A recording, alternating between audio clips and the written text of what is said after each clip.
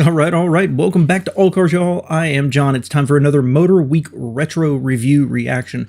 This week it is a full-size sedan comparison. This one was recommended to me by one of my viewers, and I don't even know what year these cars are supposed to be. Some of the pictures I've seen, it looks like, I'm going to guess 2014, something like that. So 10 years ago, I'm not sure how much a retro review this truly is, but this one caught my attention because if I've seen the picture correctly, I don't think any of these cars are still for sale. And if that's true, this is an amazing snapshot of how much the automobile industry has changed in just these past 10 years. And several of these cars I like very, very much. So as always, grab your beverage of choice. It's the morning here, so I am drinking some fully loaded caffeinated caffeine. Get comfortable. And let's take a brief trip back in time, down memory lane to whenever this was. Let's see.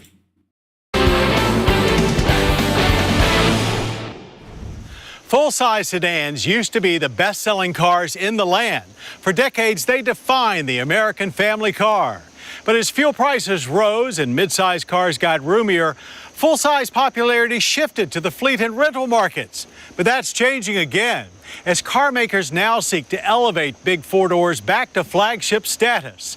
So with several new full-size sedans having just arrived, it's a good time to judge which ones show off their brands the best. Once again, we've teamed up with Cars.com and USA Today for this full-size automotive challenge. And if nothing else, these sedans are proof that most car makers are back to making money again and putting that money to good use, taking their brands in new directions, offering more features than ever before, and putting more emphasis on comfort and style. Among this group of 5 adult-sized four-doors are some front drivers and some rear-wheel drivers, but all feature a competitive V6 power, have automatic transmissions, and respect our price cap of $38,000. We staged our comparison in the Chicago area, where we were joined by Bill Wagner, a Midwesterner with a discerning eye for big, comfortable cars. So let's meet our contestants and get to it. Starting with the newest design of the bunch, the 2014 Chevrolet Impala.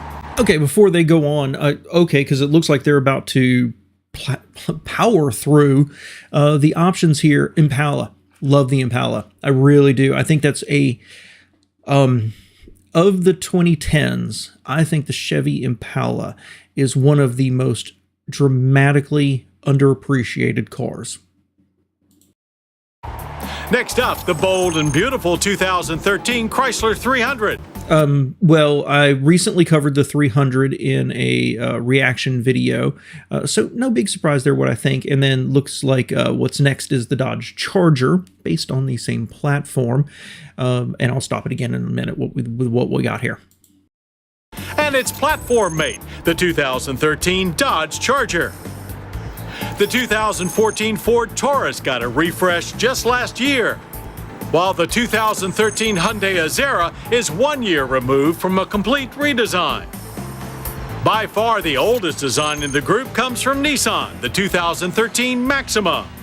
And that leaves the always comfortable but now much more dynamic looking 2013 Toyota Avalon.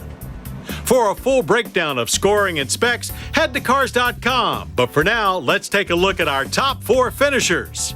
Oh, hold on. So they're only going to give their top 4. So let me roll back here just a little bit, and let's talk about what my top 4 would be. It's got to be the Avalon, the Impala, which is suddenly a different color, the Azera. Okay, and then I'd go with the Ford, honestly. I don't love it, but let's talk about why I would eliminate the other 3, and we'll start with the 2 Chrysler products over here. I've talked a lot about the 300, and it has hung on. It's finally been canceled, but it has hung on, and it's how long has that car been around, man? 20 years, something like that. And it's a testament to how good that chassis really is. In the reaction video I did for it, I think I stumbled around and I really struggled to express how I feel about the car, because on the one hand, I like it and I don't think it's bad, but on the other hand, it is style over substance, and it projects an image that, while I think it's cool, it's not the image I want to project. I don't want to be seen as, I don't know, Machine Gun Kelly, right? I want to love the car, and I've looked at them and I keep thinking that's my answer to having a full-size American rear-wheel drive, but I can't see myself piloting it every day. And the same thing goes for the Charger, but even more so. While it's not as square and it's not as blocky, it still represents an image I don't want to project. And because it is image, it is style, I think they are, while they're large inside and they're comfortable, and I like the dashboard, I think they're just horrible uses of space.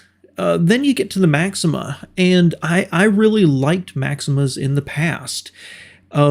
They were among the best of the Japanese cars, that they were, a little bigger, a little more powerful. They were, by their marketing, the four-door sports car.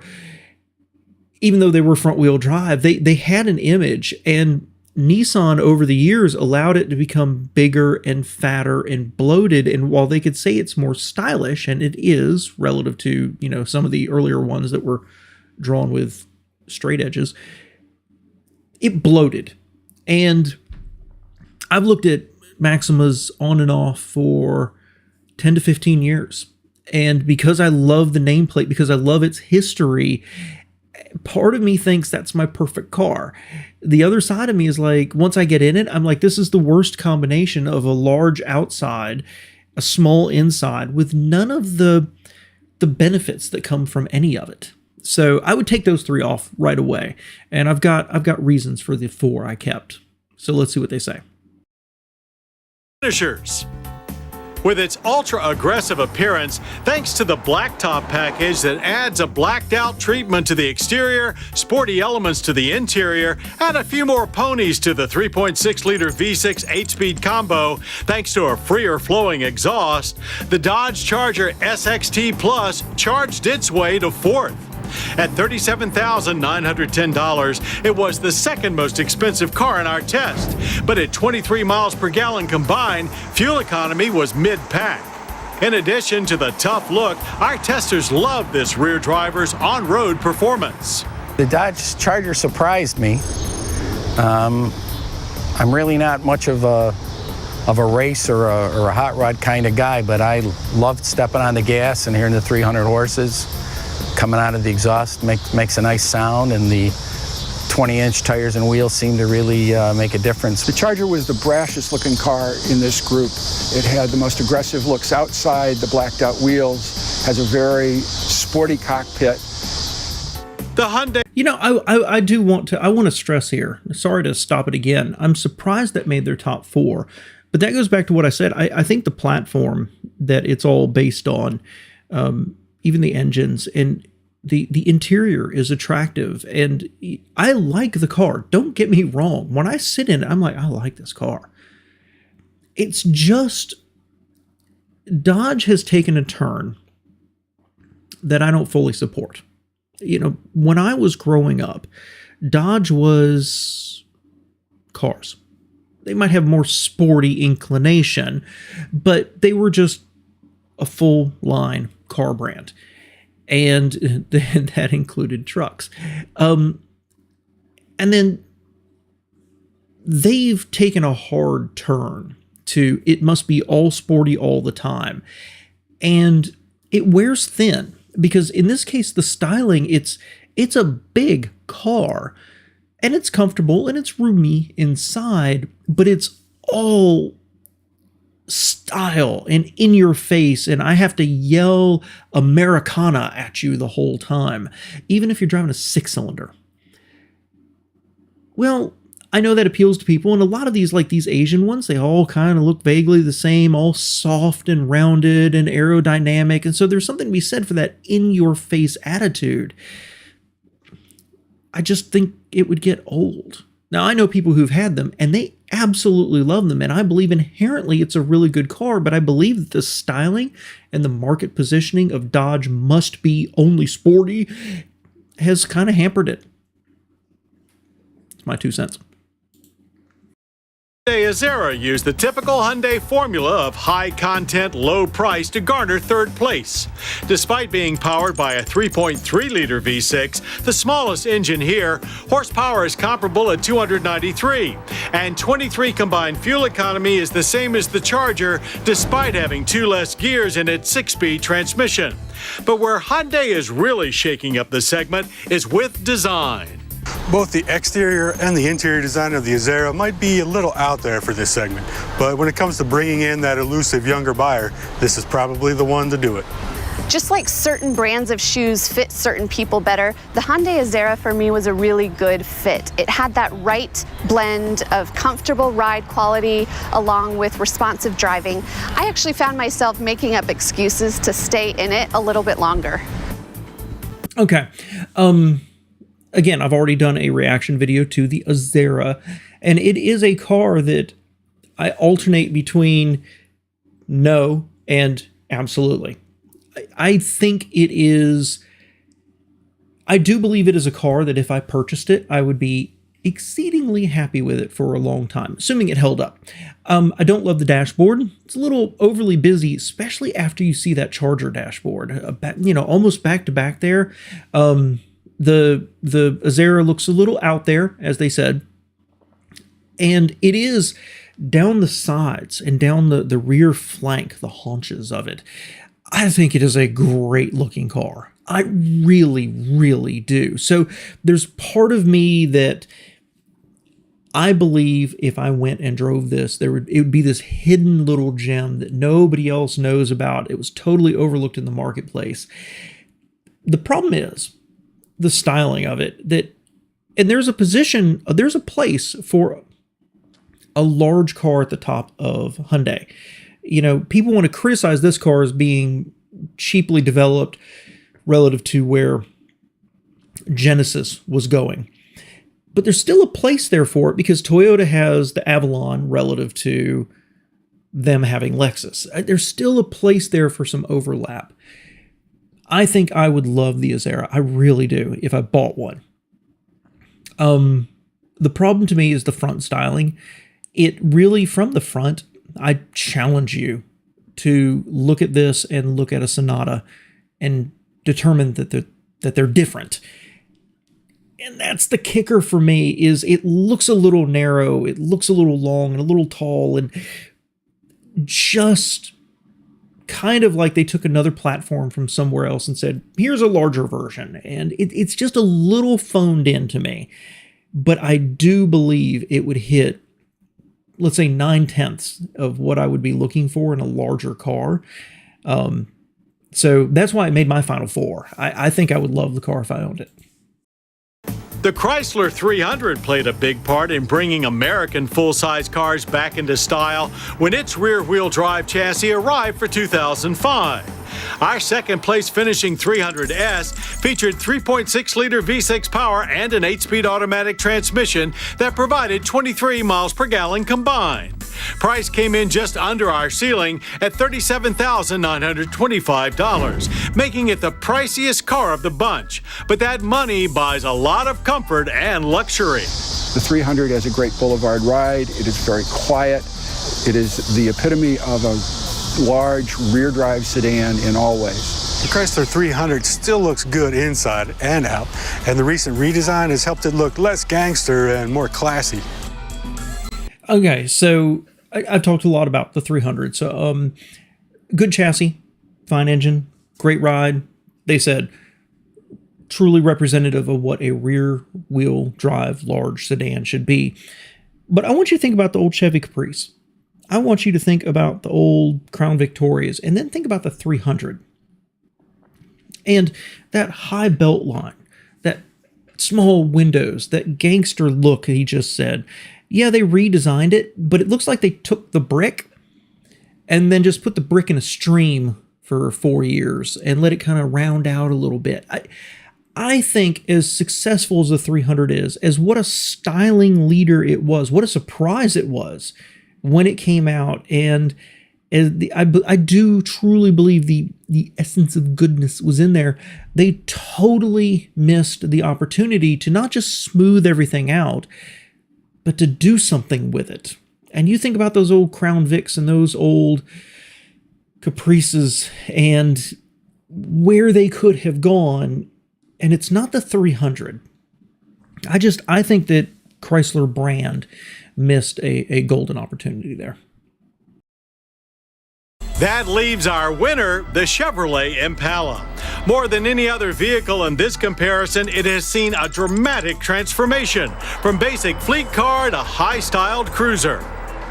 Its 3.6-liter V6 and 6-speed automatic provided good power to the front wheels, but combined fuel economy is the lowest of the final four at $22.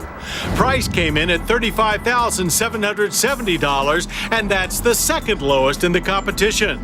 The Impala's 3.6-liter V6 engine is the most powerful of the group, and it shows especially in highway driving, where merging is a breeze. The Impala marries ride and handling very, very well. It's a very happy marriage in this case. The car rides excellently, possibly the best in class. Overall, a pretty good package.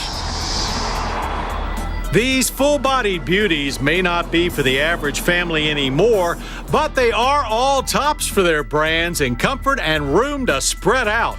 And while they each bring a unique take to the segment, in this competition where substance mattered just as much as style, it really wasn't even close. The Chevrolet Impala was our runaway winner. Wow. So interesting. Let's talk about the Impala here, and then I'll finish with the Avalon. I love the Impala. I do. For as much as I've talked about GM on this channel and some of their, let's say, foibles in the past, I love the Impala. I think that is a good chassis, good engine, good transmission, great interior design, great looking. I think it looks better than the Toyota. I see a lot of elements there of where GM was going to go, but GM made the best full-size sedan at that moment, and some people just dismissed it as it's for Hertz or for Avis or whatever, and people would dismiss it because it wasn't the Avalon, for example, but it was an excellent large car. And as a matter of fact, if I remember correctly, when Consumer Reports test it, wasn't the Impala like the highest rated car they'd ever tested? Something like that. I don't know if it was in the price range or just large, or it was an exceptional car. It really, really was. In almost every way, it was fantastic. And many years ago, I knew a guy, I think I've told the story years ago, but on the channel, I knew a guy who used to work at General Motors, and he and I were driving somewhere and we were talking, and I said something about how well the Impala is reviewed and appreciated.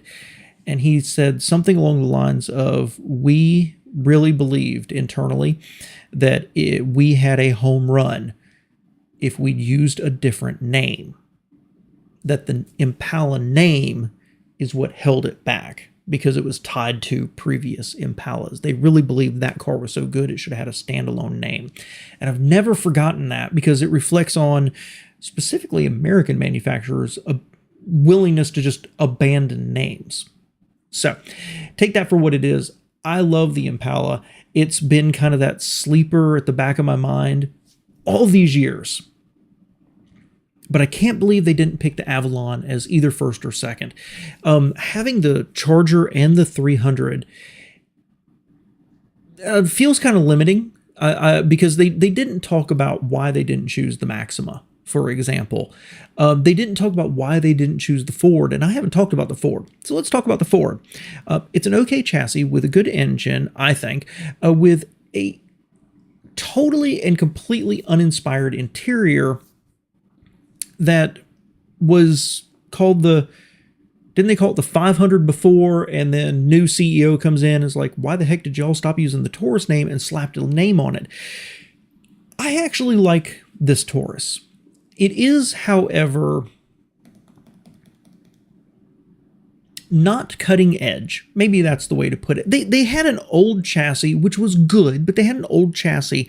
In fact, it might be the same one that was, I'll have to look this up. It was a Volvo chassis, and it got stretched and pulled and actually turned into our Explorer, and then also made into a large car, which I believe was the Taurus, the 500.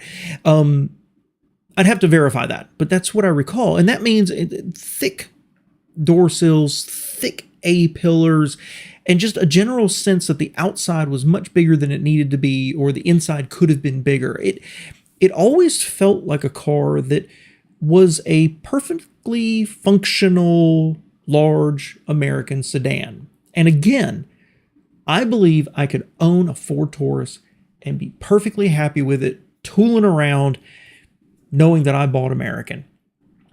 But when you kind of pick at it, they did not put a lot of effort into the interior. It's not overly, it's like they didn't know what to do with it. And so they're like, you're just put stuff here and it's good enough. You know, the materials were Ford fine. But overall, it felt like just wasted space in the car. It was never maximized for efficiency. I wish they talked about that. I wish they talked about the Maxima. But using the 300 and the Charger together to be in the top 4 says, number one, just how good those vehicles are with two different skins on them, more or less, right? Work with me here. But it excluded a Toyota from the top 4 of a comparison test. First off, that's stunning, staggering. But number 2 is, I disagree with that.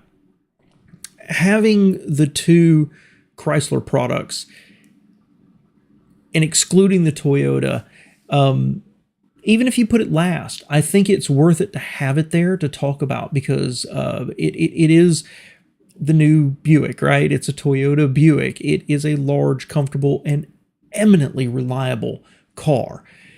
And I would have liked to have heard him talk about it, because honestly, for me, if I was ranking these, based on desirability or what I'd like to drive or what I'd like to see in my driveway, it's the Impala, the Avalon, and probably the Azera, if I had to be honest here. So, really interesting one. I appreciate it being recommended here. I've gone on more than long enough. So if you're here at the end, I appreciate it. Take a second, take a quick drink, and I will see you next week with the next one. Thanks, y'all.